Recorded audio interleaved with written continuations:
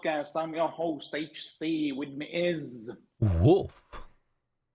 And today we are finally getting this done and over with because this Oof. took a bit.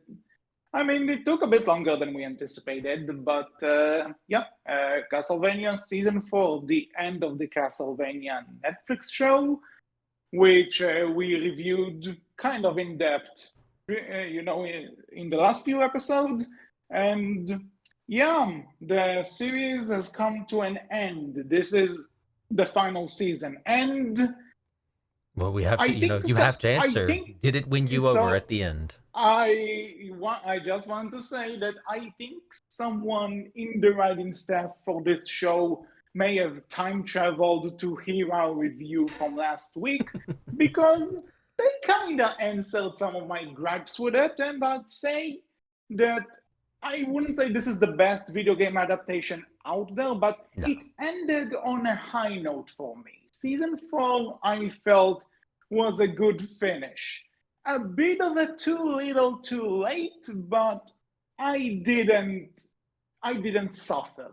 So I will say I've been like doing my absolute best to keep as silent as I possibly could about season 4 because I kind of figured once I heard your thoughts about season 1 that when we got into it, as we kept going further and further, I figured I bet you HC's at least going to enjoy season 4 the most. I bet you anything, having heard your thoughts on season 1, I bet season 4 will be his more enjoyed season, and I was right. Yeah, I mean, considering we've been doing this for like what, 5 years now?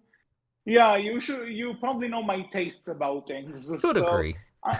yeah. So the thing is, I think I'd say this is the season I like the most, but it's also just in terms of this is the season where I just felt I had less overall issues with things.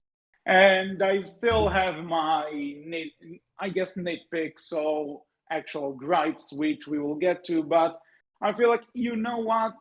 And I didn't leave this show thinking I'm sad that I gave this a watch. So I'm sad this. I think it's a very interesting. It was a very interesting experiment for an adaptation of Castlevania. I think So I think right. Your yeah, biggest complaint with the past 3 seasons was, or at least the past 2 seasons, was nothing really felt connected. Nothing felt like it truly mattered because what was the point in it? And season 4, I no, think. it's no like, and the problem I had with season 3 is that basically nothing happened. It was just Mhm. talking, build up. And it's like, for God's sakes, show me something. Let's get something done And season with 4, this thing. I think we would both agree. Season 4 answers like those some of the like it answers fairly well those main gripes. No, Like everything here's the thing feels that some, connected and it feels like stuff is getting that some done. things, that some things where I felt like, well, okay, this had reached a good conclusion, but a lot of things I was just like, so if this was the conclusion, then I just feel I like looking back at this entire journey.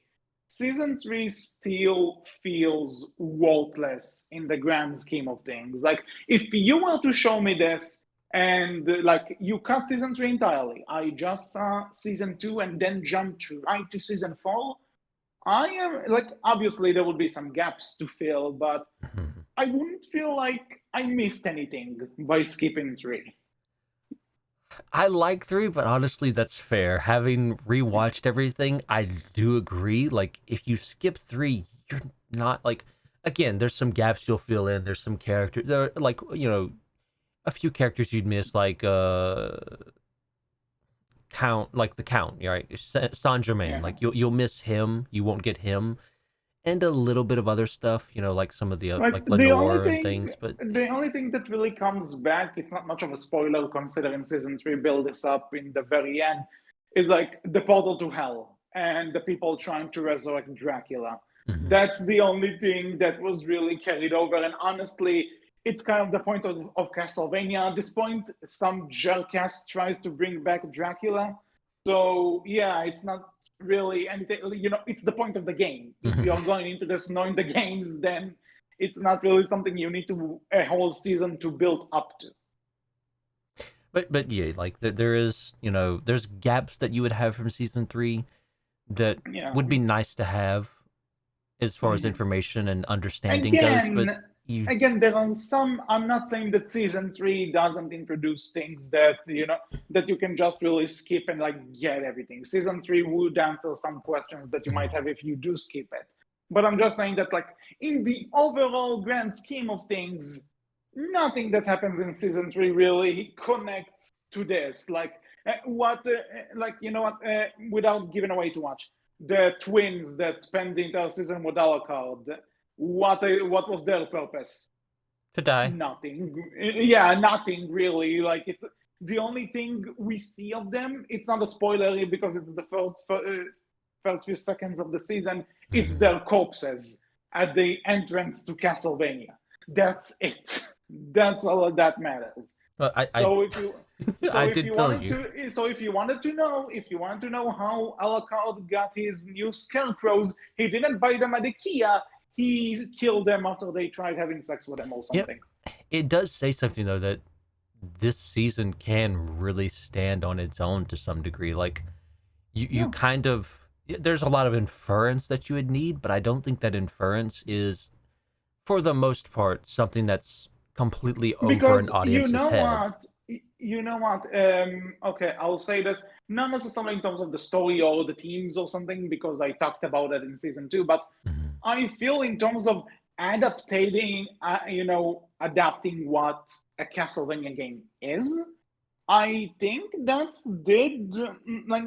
kind of did the best job at it. Like in terms, in terms of how it progresses, because in terms of what Trevor and Sci-Fi are going through, in terms of what the other characters are going through, that felt like the most Castlevania the series has been.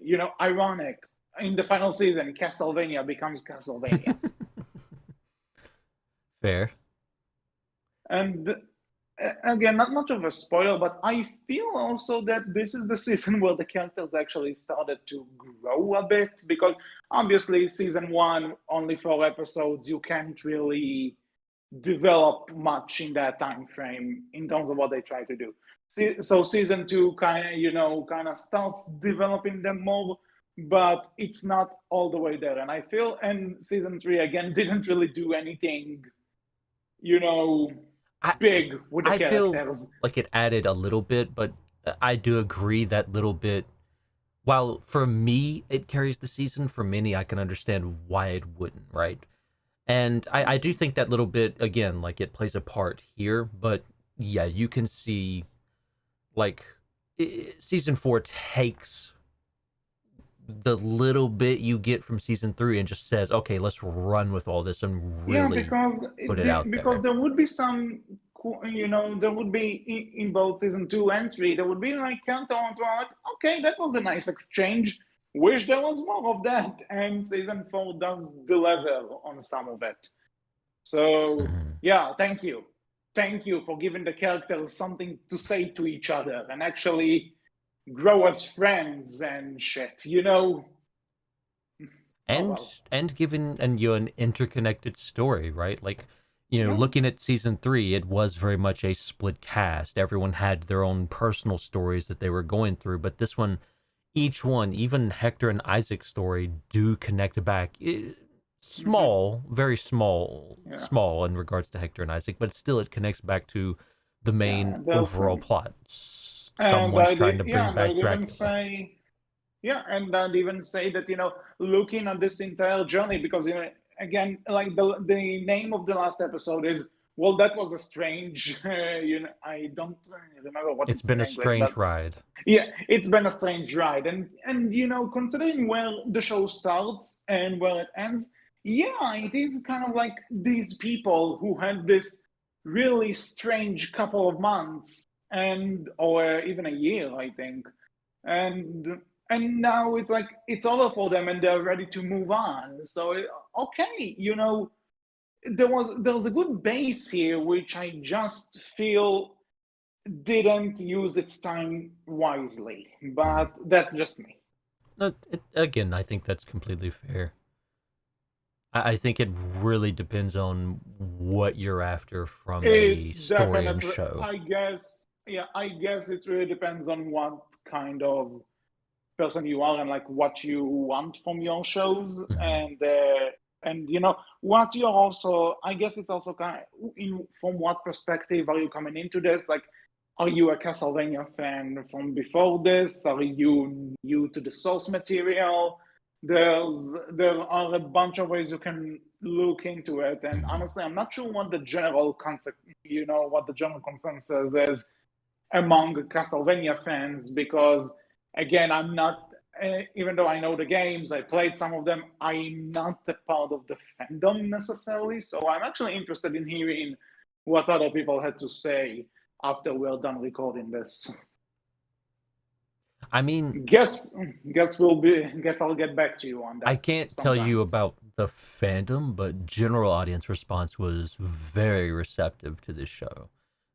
You Yeah. know, No, I know it's very alluded, like, and critically too. Like, mhm. but I say in terms of like fans, in terms of people who knew what Castlevania was, and they heard there was a show suddenly after quite a long time with no new games. I think the last Castlevania game was what Lord of 10, Shadow, yeah, about 10 years ago or more, somewhere in there, I think. because I know Lords of Shadows was 2011 too, I think. And after that there was Lords of Shadow 2, and I think that was the last one. So around 8 years. Yeah, You're actually well, you're no, actually that, yeah, waiting. 2014 before we got the Twen- games in 2019. Okay, so 2014 was the last game. So 7 years. It's not. Mhm. And by the time we got the show, yeah, it's been a few years, and this is a series that was kind of dormant after that last game. So I get, and if I recall, Lord of Shadow 2 wasn't also that well received, if I No, it wasn't. remember. No. Looking it Yeah, up, yeah, it so was middling at best, is the reception that I'm seeing. And I that's haven't being played the polite. second one. I haven't played the second one, only played the first one, and the general consensus was it's a good God of War game, not sure about the Castlevania game. Mm. But I think it does say something, though, right? That looking at even the general audience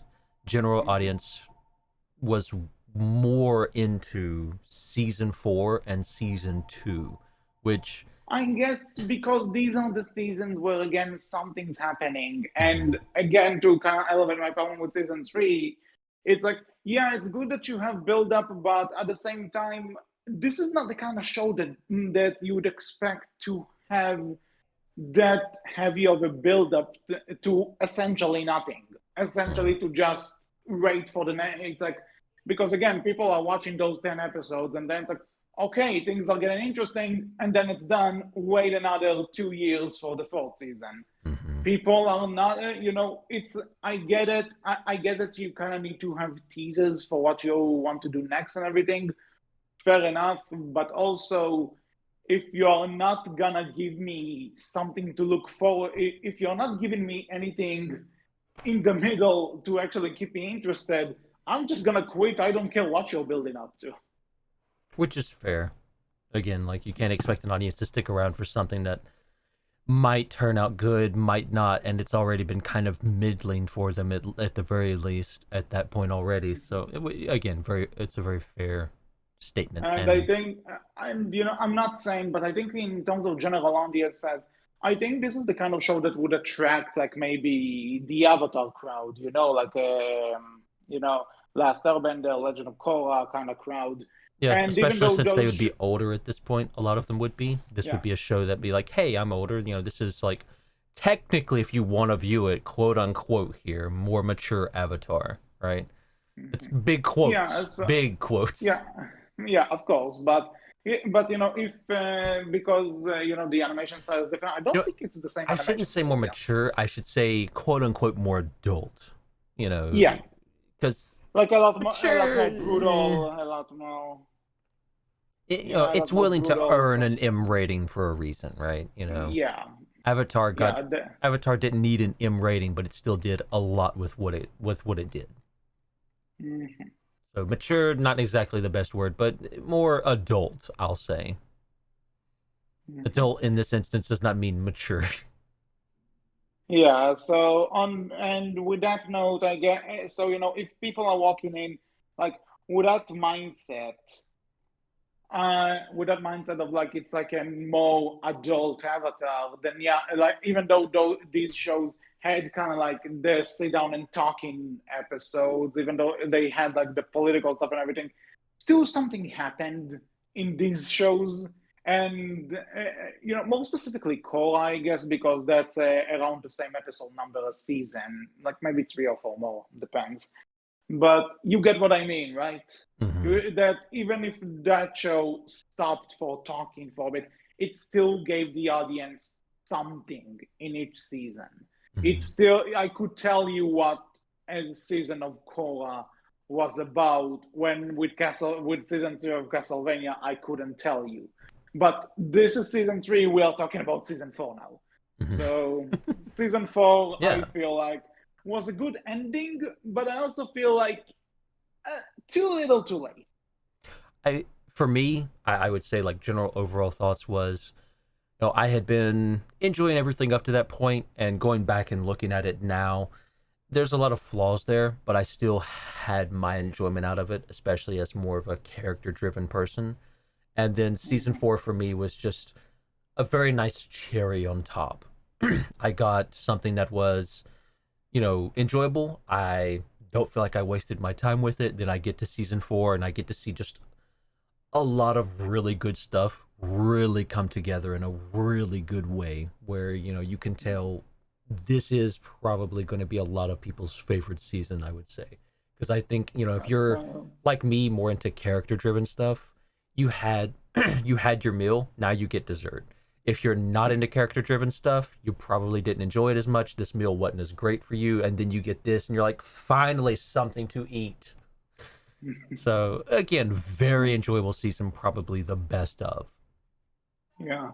So with that said, spoilers from this point on, and I think this season is pretty recent, so very important on the spoilers Yeah, here. that would be in May of this year. Wow.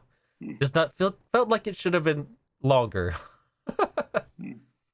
I don't know why. Well, so anyway, three, two, one.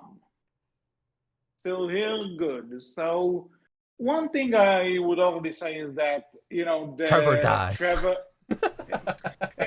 Can we talk? You know what? Jumping straight to the ending. Can we talk about that? That was such a bullshit cop out.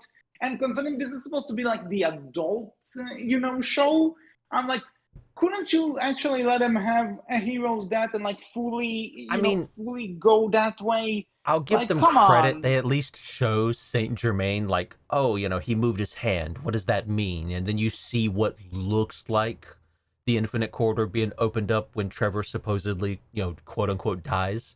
So I give them credit. They at least give you hints of, hey, figure this out for yourself. He's probably not dead. And you can figure out the reason why. And then they have Trevor kind of guess at it himself and explain it to you a bit.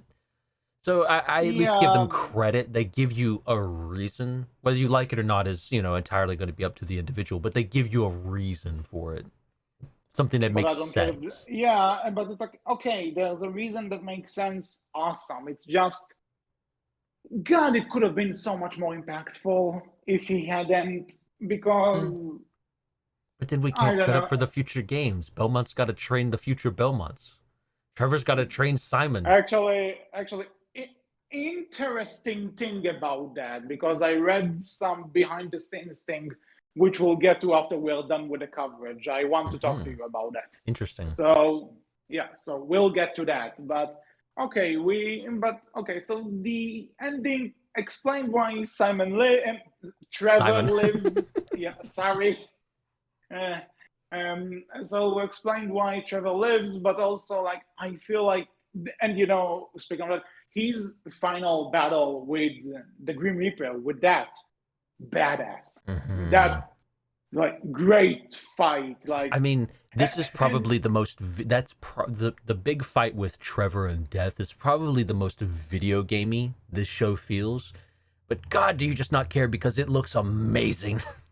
Yeah, the one thing that this is a nitpick, right? This is a full blown nitpick. I'm not saying this it kills the show or anything, but a part of me said because the season was spent about bringing Dracula back that I kind of hoped that this last battle would be Trevor against Dracula and like really they had that chance to fix my main gripe with season two that they didn't establish that Belmont Dracula rivalry that that Castlevania 3 did That's because it was such a big part of the middles. And it's like, but at the end of the day, I don't care. That was a great fight. mm-hmm.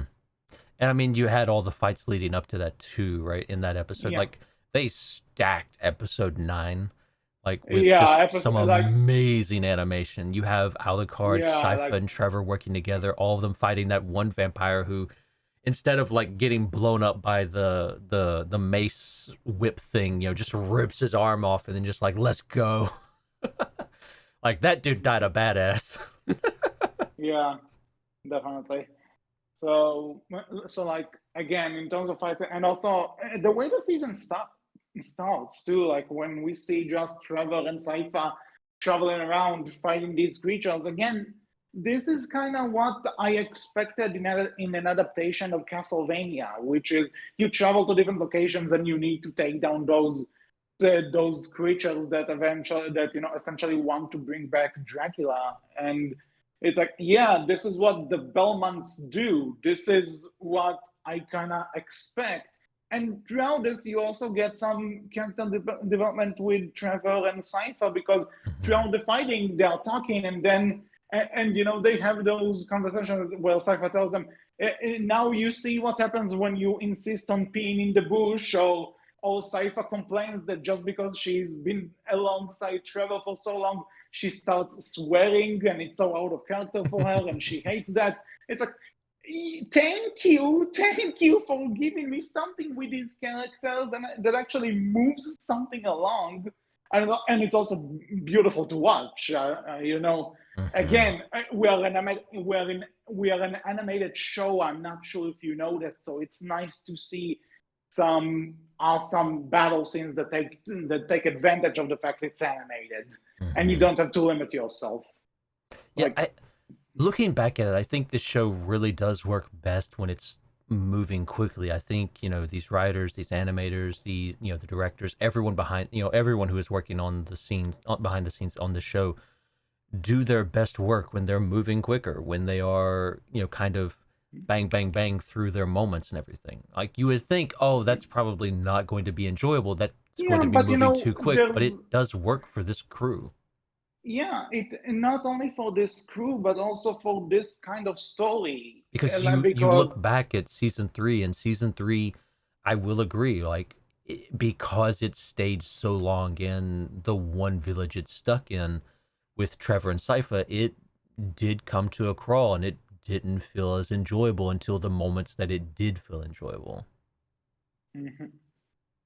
So we have we have that journey, and then Trevor and Sypha also meet those other people, and that's actually part of the things that I meet this general who like stops them from seeing the leaders and then it turns out that the leaders The died and they royals, have yeah. This yeah person and lost their mind back at Targovishta yeah. when Dracula first attacked.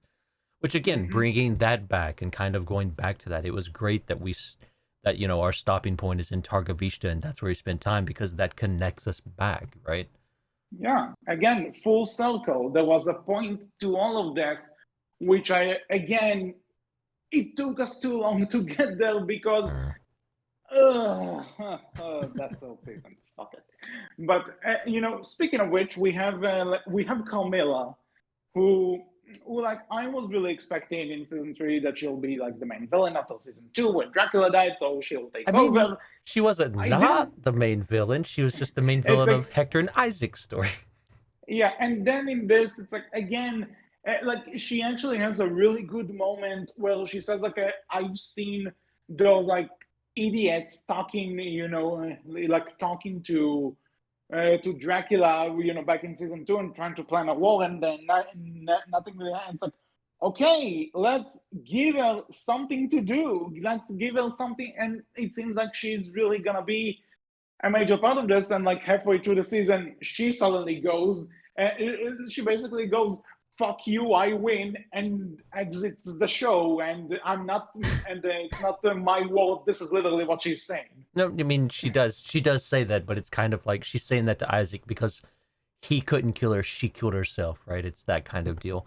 Which again, it works for her character. It's a great way for her character to go out. But I do agree, it would have been nice if, because it did feel like they were setting up Carmilla to be the big bad of everyone's story and that everyone would have come together in the end, but that never happened. Carmilla ended up being the big bad of Hector and Isaac's story, which is loosely connected back to Trevor, Sypha, and Alucard's story, which is fine. But yeah, I have to wonder at some point, like, was that the plan? And then they kind of, oh no, we need to do something different. And because of, I have to wonder if that might have been because of season 3, right? That they decided, hey, let's do something different for Trevor, Sypha, and Alucard's story. And honestly, I think it was the better choice. If, I don't think, I personally don't feel Carmilla could have carried being the main villain by herself for all of the whole story.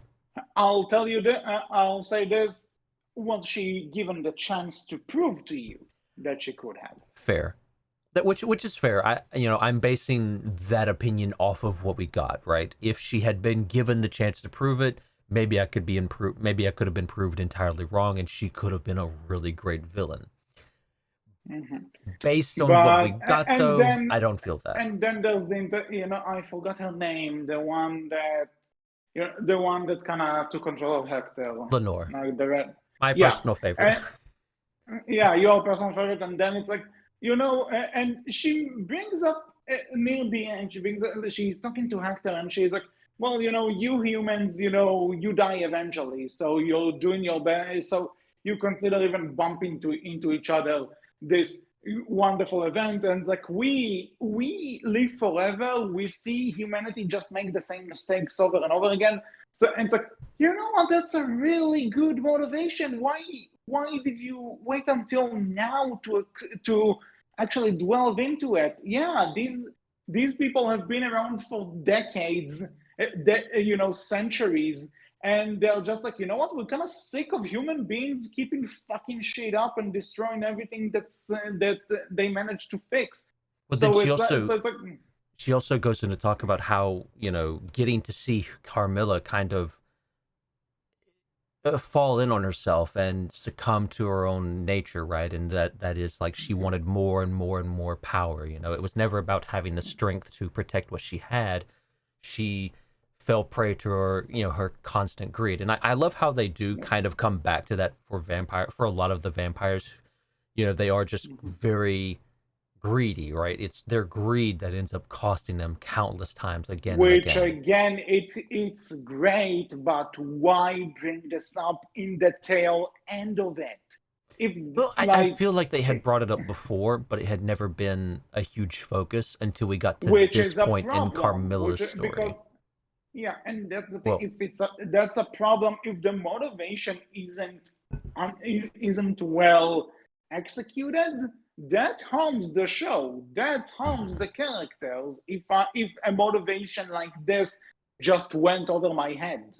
I do still love the talk though between Lenore and Hector. It does put a lot into perspective. No, it's also it shows you. I'm not saying, for the record, I'm not saying that this is bad talk. I'm just saying, again, like I said, too little, too late. I don't think it's too late, but I see where you're coming from, right? For myself, though, I do love how they throw in the bit about how Lenore's not going to live trapped in a cage. That's not what she wants for herself. The exact same thing she was doing to Hector, who also didn't want him that for himself, but yet, again, it just shows how much of an awful person she kind of is, right? And that even though you have this kind of sweet moment between her and Hector, she's still not a good person. She's still not a someone you should admire or look up to at all, really. Mhm. Yep. And I but say as that's I love her another. character. Yeah, well, you can love a character for being a bitch. It's like Oh yeah. that's like if I count all the characters I love just because they're assholes, would be here all day. But the point is, I also like it's like, well, I'm going to see what the big deal with the sun is all about, and which is basically, well, I'm gonna kill myself. Bye I mean, bye. I do love though, most of the time, they do these vampire stories. It's always, oh wow, it's so beautiful as they die. But no, she's like, this is it. God, this is stupid. And then just Yeah, she's no, like, she just says, Hector, you are so foolish, and then just burns away, and that's it. yeah. I I was about love. to say like us. As soon as that happens, I actually thought, well, no wonder Wolf loves her. He hates Hector too. So Fair, fair. Actually, I'll admit, I did like Hector a bit more this season. This is the season that made me go, all right, Hector, you're okay at this point. I tolerate you now. I don't love you, still not a fan of you, but I tolerate you now. You're okay in my book. I'll by the let you way, be. I love how Isaac kind of went through this entire last season and all this season to kind of try and get to Hector and try to resolve that part. And then they're just like talking. It's like, okay, Well, no, that's I mean, done. the again, like, everyone keeps referencing it, like, he's grown, he's changed, right? He's no longer after Yeah. revenge, he's after to do something more, something different. And Hmm. that's the thing I think you would miss the most from season 3 is Isaac's growth, because I do think, I said before, right, season 2 is Dracula's season. I do feel season 3 is Isaac's season, which Hmm. is unfortunate because season 3 is just not that enjoyable overall compared to other seasons, right? At least Yeah. season 2, I say season 2 is Dracula's season. Season 2 felt enjoyable to watch in terms of Dracula at the very least. Seeing Hmm. that character, seeing him degrade and just get worse and worse and worse. Like, it was enjoyable to watch from that perspective. Isaac's Hmm. growth is enjoyable to watch, but everything else that surrounds it is just so it doesn't help, right? Because Isaac's growth is slow. It's a slow story that they're dealing with there, and everything else around it is also fairly slow. And I think it needed, like, say, Trevor and Cypher's story to be quick, like it was here. That way, you could, when we went back to those slow moments with, say, Alucard or Isaac and Hector, we were able to enjoy them more because we had the fast movement and the everything fast pace, the fast movement and fast pace of Trevor and Cypher's story, moving from place to place to place as they went along, trying to figure things out and get them settled and solved. Right? Hmm. You need that back and forth. If everything's slow, that can work for a show, but that's a very different kind of show than what this was originally Yeah. going for or set itself up to be. For what it tried to do, for what it's based on, for what the type of story is. But again, I bitched about season 3 enough. So the one thing I will say, because you did mention this is the kind of thing you can lose from season 3 if you skip it, and I'm like, yeah, but at the same time, again, if those are details that flew over my head, maybe it's my fault that I don't remember. But at the same time, if it's not memorable, then I think the show fails somewhere in terms of me personally. Which is fair. Which is Yeah. very fair. But with that said, so Alucard, um, he got a lot to do in this season, Finally. and yeah, He got more than two after twins that he then yeah, killed after they tried to kill him. yeah, he got, because he's actually doing something, Mm-hmm. and he actually and you can tell why. You can kind of understand why he's doing it, and when he's trying to help these people, it can connect to something that he doesn't want to happen, which is Dracula coming back. Well, it's And it's even that, right? Like, it starts off as, hey, I'm just gonna help this village because they asked, get here, do my yeah, job, and then I'm done. But then you see it change. Like, the second you see Saint Germain, you're like, how did he get here? I thought he was doing this, and you get a very quick, brief, oh, this is why Saint Germain's here. this is what's going on. It all connects, right? You don't know how it connects yet, but you know there's a connection because he's trying to bring back Dracula.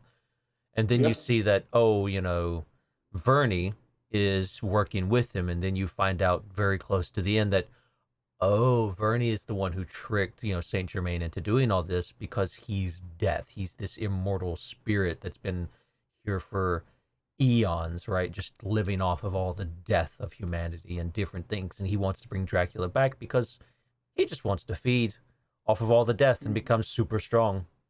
Going back Yep. to that whole greedy thing. Hmm.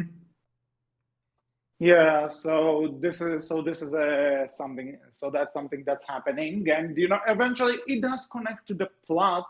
Mhm. So, and I like it, when then Trevor and Cypher reunite with Alcott, and they actually have this like little banter between them. It's like, yeah, you know what? This feels earned. That felt kind of earned. Let's Mhm. fucking go. Yep.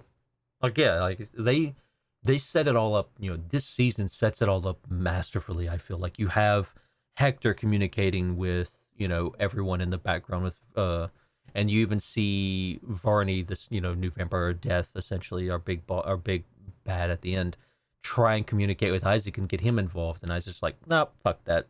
Don't want to deal with y'all or your deal. Again, like Mhm. Isaac's not connected, but Hector's connected, even in a small way. And Yeah. you see a bit of that, and then you see that Saint Germain is connected, and that connects Alucard back into it. And then when you see that, you see that Trevor and Cypher are dealing with Varney and Ratko, and that connects them into the main story at the very end, and that's how they get there, and that's why Mhm. they're all involved. And it's enjoyable to see all of the connections and how they connect, and to have it revealed, right, that Varney or Death, this immortal spirit, is the big bad at the very end, and how he kind of wove it all together just to get what he wants. Yeah, definitely agreed. And It's with it's that very well done. said, yeah, so that's well done. This is all well and good. But we should Now talk about. Oh, I'm yeah, we sure should you're talk getting to about. it.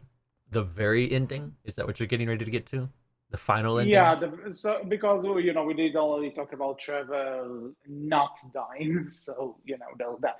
But I do like how after this is all done, Alucard actually opens the castle to other people and allows them to start a village and everything. I think it was a good arc for him because Trevor and Cypher awaken him in the first season where he decides that he wants to go after Dracula, his own father. In season 2, he gets to kill him. Season 3, I don't know, he's having a midlife crisis. I don't He's know. depressed. He That killed one. his dad. Come Yeah. on, give the Yeah, man a break. Let him have he his wanted twins, to and do then it. I let them try can. and kill him, and then he kills Yeah, them, and then and then yeah, it but kind of then becomes like dad. yeah, but then I like because kind of like Trevor, who started out as an outcast and everything. They end the show a lot, with a lot more of social interaction and just a lot more, being a lot more friendly towards each other and just towards Hmm. people. Like they are in a better place because of this adventure. So you know what? I like this. I like it. Yeah, it's again, it all Uh, comes together really well. But the other ending, though, HC. Yeah, and then there's, for lack of a better term, the post-credit scene. I know Hmm. it's before the credits, but this is the kind of scene they put like in the after the credits in a Marvel movie. You know what I mean? Yeah. That's like because then we have the scene of Dracula and his wife in a village somewhere, just talking. Hmm. They have apparently, because of what happened, come back to life. So they Yeah. decide to, you know, live their lives and try and really fully approach and seize on the chance to build this new life. And you even see them ask, like, should we go see Alucard? And they're like, yeah, no, let's hold off on that. Give him a break for a bit. Yeah. And that's where the show ends. Just Yeah. watching. With them just going to bed. Yep. So What do you you know think what, about that? man? Bringing I Dracula back and bringing Yeah. Dracula and Lisa back. Well, let's be honest. Bringing Dracula back again, it's part of the Castlevania contract, This is true. right? It's This is like true. even if the games don't have a Belmont or something, it's usually Dracula that's the end. game, right? Hmm. That's the main thing. So we have that, but at the same time, I think so. I think it's interesting though that despite that, in terms of it's a scene you could completely ignore, which is why I kind of call it the post-credit scene because it's not Hmm.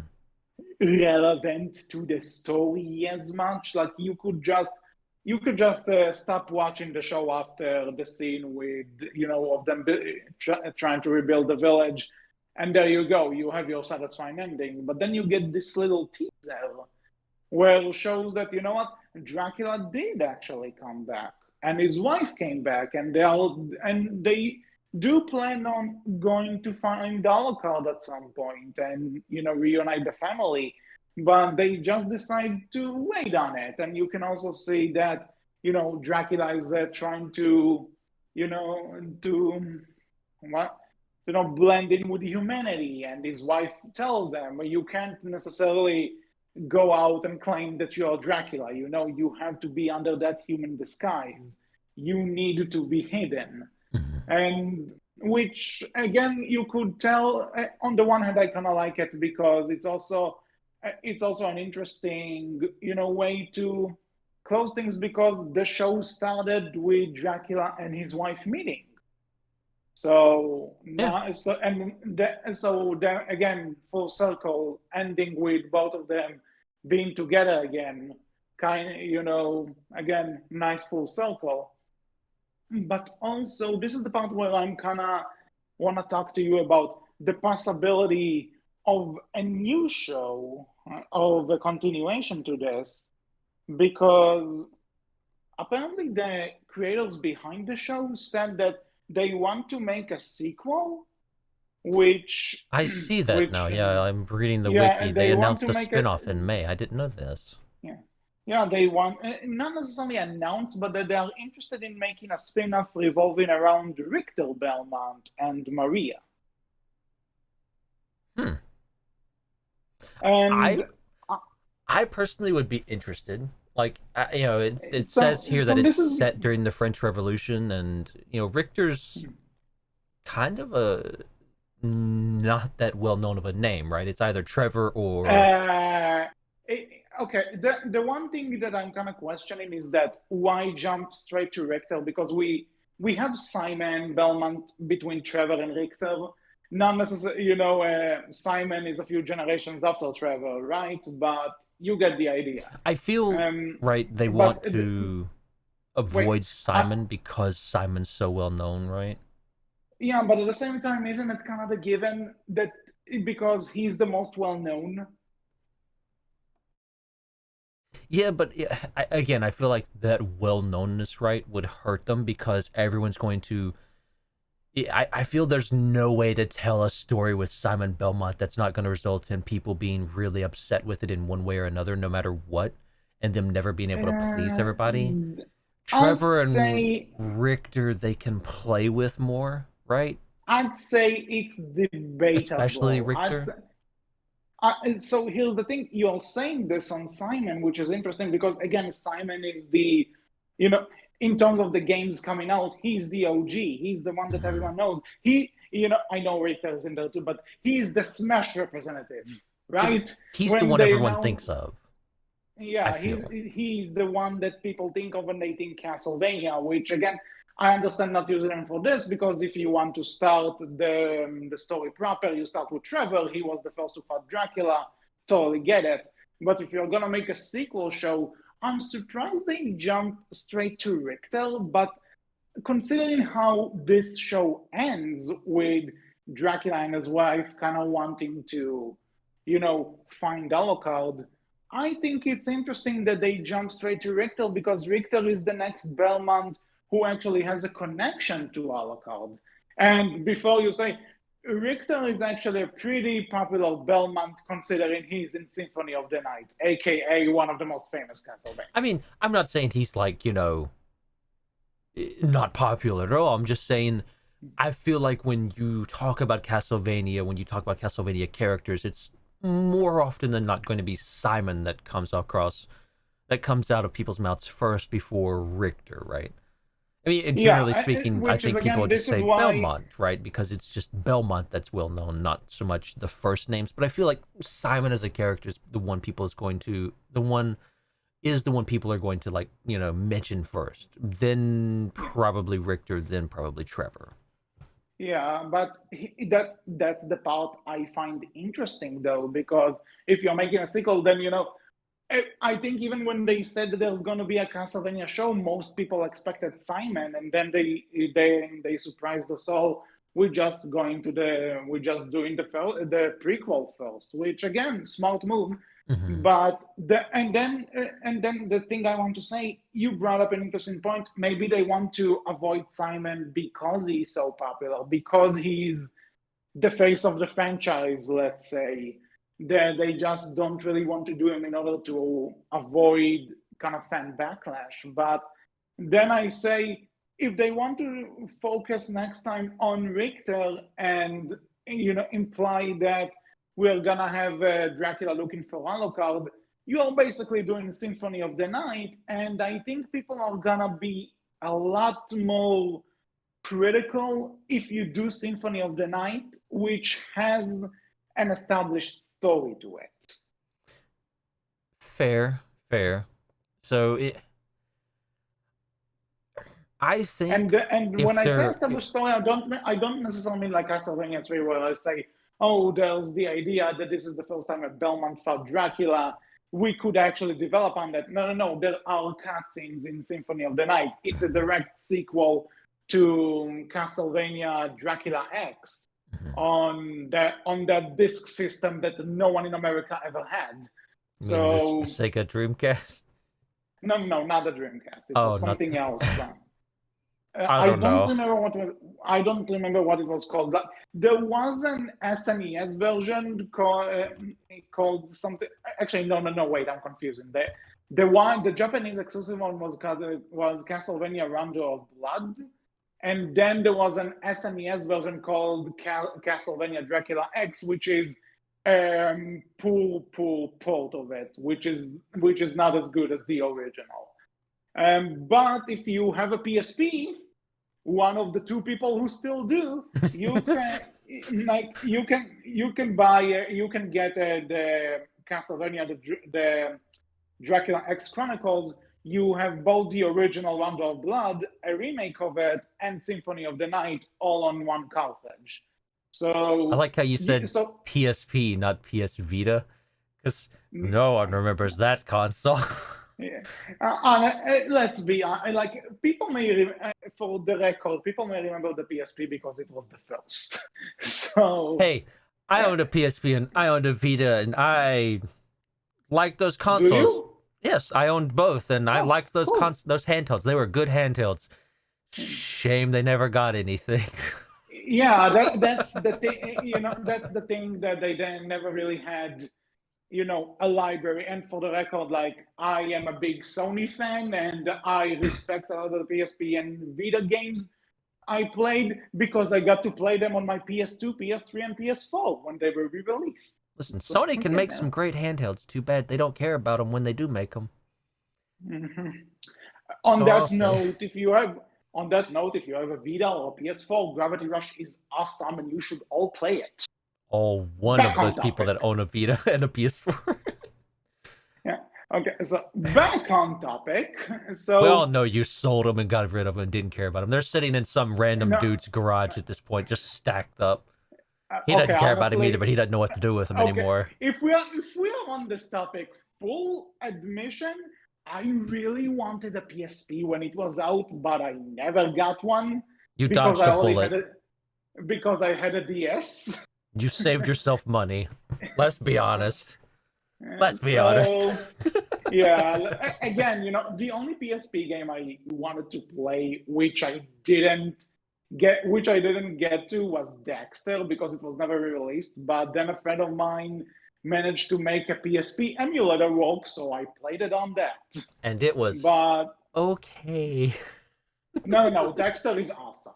Jack and Dexter is I also played it. awesome in general. I mean, Jack and Daxter is fun, but if we're getting tangented off, I'll say Daxter was okay. I didn't like it as much. Be- because you're wrong. Dexter is amazing. Yeah, like the character more so, but okay, Okay, that's a fair. topic for another day. Back to Mhm. Castlevania. That's right. This is a Castlevania show. We're definitely here to talk about Castlevania. The Yeah, Outcast off so topic? Never. basically back on topic. I am interested to see where they're gonna go if they Here's are actually making it. If they're gonna, what are they gonna do with the idea of probably doing the Round of Blood Symphony of the Night thing? Because what kind of an adaptation are you gonna do? Because I feel like, because again, Castlevania 3, you could make some changes. There wasn't much of a story there aside from the basics, but well, yeah, it's worth but noting with they this, say this is set during the French Revolution, right? So that's very yeah, but that's interesting. the, but that's the time frame. It doesn't necessarily, at least in the games, it doesn't have anything to do with the actual plot. But it will here. We know it will. They'll make it a part of the Yeah, plot. considering the crew behind the show and how they handle things, yeah, there would be something about the Well, French Revolution it in is worth this. noting the main writer and show head isn't going to be a part of anything future wise, right? That'd be Yeah, Warren because he's Ellis. apparently, A creep. what did he do again? A creep. Yeah, he's a creep. Absolutely a creep and sexual Yeah, assault and but not a good person. yeah, I even heard that apparently he's not allowing them to do anything with the show without his involvement. I'm not sure how true this is, but it sounds pretty damn bullshitty. Yeah, fuck him if that's the case. Like, stealing us of a good show because you're an ass. But anyways, oh well. I get, but at the same time, I don't know how much of a control he actually has on this. Hmm, Who has the rights for the show? I don't know. Because you could say that Netflix gives it the money, but it's not necessarily that they own the copyright. Mm-hmm. So I guess in terms of what happened, what's the future? We just have people saying this is what we want to do, but there's no official announcement Yeah. on anything. Yeah, they've not said this But was this year, so who knows if we'll get to do or see anything. The only other, big news that I have here available for me in regards to the show is that someone who worked on the show and was a big part of it is suing Netflix for excluding them from the spinoff and a breach of contract. So we may never get yeah. anything on this ever again. Hmm. Then again, we might see something. It's hard to say. Yeah. With that said, So if we do get a show in the future with Richter and Maria, my opinion, I think if they're doing the smart, I would say the smart thing for, in my opinion, right, as someone from the outside would be do Trevor first, then go with Richter, then finally like end it all with this big build up you towards Simon at the end. the okay. So you want Simon to be like The the finale, like one more show after this, and Simon is the big finale, and he's the one you get to really see involved with Dracula and trying to take Dracula down. Like that's his big story. You know, Mhm. you know Yeah, that because actually way. I think one of the things people took the most out of this is that even though Dracula has been known to coming back for so many times, he's going into the castle alone, trying to take him down each time. So yeah, like really good on Simon. But I'd be actually interested to see if maybe they could, they play with the law so much. Maybe just switch it so that Richter came before Simon. I think that's perfectly fine. I think that's, if it was me, that's what I would build up to, because really at the end of the day, it's not so much Richter that matters. It's not so much Trevor or Simon that matters. It's the It's the Belmont name. Belmont name. And I think, right, if you have three separate shows of Belmont versus Dracula, you really kind of get that build up. And then it's that third and final show where you can really show off that Belmont versus Dracula, right? And Mhm. Creatures of the Night. End it with the one who people know the most. Hmm. I think that would be the good idea. I think, from my perspective, in my opinion, that's how I would do it. That's the way I would take it. And I think that's the way that would give people the most excitement and enjoyment. And that way you get to build yourself up in terms of writing this universe and these characters and these names and these family names and everything. And that way, when you get to Simon, you have all this build up and this hype, which might hurt you, but also might help you because you have all that experience now and you have all that fan feedback and everything and that viewer feedback of, okay, this is what we did poorly with Trevor. Let's fix that with Richter. Okay, this is what we did poorly with Richter. Let's fix that with Simon, hopefully, right? Yeah. That would be my takeaway. That's how I would come at it. But I'm not a big executive in a big company like Netflix, so who knows how they're going to do anything. Mm-hmm. Nor am I a professional writer, so. Mm-hmm. Well, I Hey, Netflix, guess. I'm willing to work. Hire me. I'll write. Yeah, I am. Pay me well, though. Cool. Mm-hmm. Yeah, if they're even listening. I promise you, I'll give you some good show ideas. I don't know if they'll work, but I'll give you some great show ideas. So, my biggest one, I have an idea for live action How to Train Your Dragon. Let's talk with DreamWorks and get this going. I promise you, it'll be great. Well, good luck, because DreamWorks seems to hate Netflix now, if you didn't notice. Yeah, apparently. But DreamWorks, I'm available. Let's talk. I'll talk with you or I'll talk with Netflix. It doesn't matter. Netflix, we'll call it, not How to Train Your Dragon. Oh, God. Well, considering where this is going, I guess wrapping it up, at least the show ended well for me. Yeah. I'm glad to say I'm leaving Castlevania, the series, entertained by the end. Mm-hmm. And would you say you're hopeful for the next show if it does come around? If it does, I'd be more than willing to give it a shot. Mm-hmm. Like full honesty, if they are making a new one and it's gonna do something like again something with Richter, sure, why not? Let's give this a shot. Let's see what you got on this. I'd be down. I would go out of my way to say if season 4 hadn't have ended as well as it did, you probably wouldn't be, correct? No, not necessarily, because the thing is, right, regardless of what I thought about this show, if you get another go around and doing something twice, in this case, you get to do another Castlevania show with a different Belmont and everything, and base it on a different era of games and such, that means you get a second shot. And when you get a second shot, you can kind of also look over what people either liked or didn't like. Mm-hmm. So I'd be down for them to just look at us and say, okay, maybe there are some mistakes we can go over and fix. Maybe there are things we can do different because we're not necessarily bound to the rules we established. Like a show about Richter, it could be more comedic, it could be more child-friendly than Trevor's show because it's a different show technically. Same universe, but you can do a different thing with it. Yeah. For the record, I'm not saying they should make it more kid-friendly. On the contrary, I think Castlevania works better with the adult moniker.